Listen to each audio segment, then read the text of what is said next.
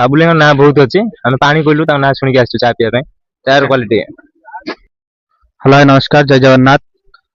आम जा अलारपुर चा पीवा से चा कले फेमस आम से चार रहस्य भी जानिबा। आम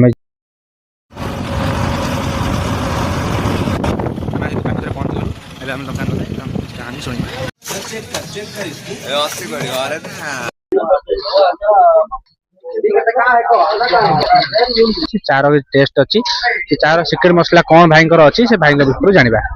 मसला किछ ने सब भल भल जिनस देख बना हुए सब पड़े कॉफी पड़े अमूल पड़े मिल्क मेड पड़े इलायची भी पड़े सब दिया है बना हुए भल से।